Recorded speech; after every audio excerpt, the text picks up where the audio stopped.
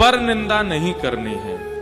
कोई हरिवंशी है, कोई हरिदासी परंपरा से है, कोई गौड़िया वैष्णव परंपरा से, कोई रामानंदी परंपरा से है, और आप लोगों का कभी मिलन हो और आपकी वार्ता हो और वो व्यक्ति अपने संप्रदाय की बात कहे और कहीं ना कहीं आपके भाव और उनके भाव में मिसमैच हो, तो आपको उनकी निंदा नहीं करनी है।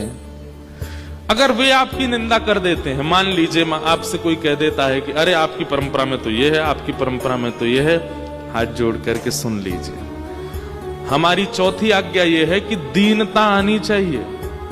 दूसरा व्यक्ति आपका अपमान करे, आपकी परंपरा का, आपके गुरुदेव की निंदा करे, तो आप दीन बन करके मुस्कुरा करके उनको प्रणाम करके वहां से प्रस्थान करो। विवाद नहीं करना है, क्योंकि अभी संप्रदायवाद में ऐसा हो गया है कि जब संप्रदाय में आ जाते हैं तो फिर दूसरे संप्रदायों को हम कुछ नहीं समझते। पर भैया हमारे शिष्य बन रहे हो तो ये बात नहीं करनी है। कभी गौड़िया वैष्णव आपके नगर में आते हैं, उनको भी सुनने चाहिए। कभी रामानंदी वैष्णव आपके नगर में आते हैं तो उनको भी सुनने चाहिए। कभी हरिवंशी आपके सन्मुख आते हैं तो उनको भी प्रणाम कीजिए। आप सबका सम्मान करेंगे, दूसरे आचार्यों के शिष्यों की तरह आप नहीं करेंगे व्यवहार। आप सबके प्रति दीनता, सबके प्रति प्रेम, सबके प्रति व्यवहार रखेंगे।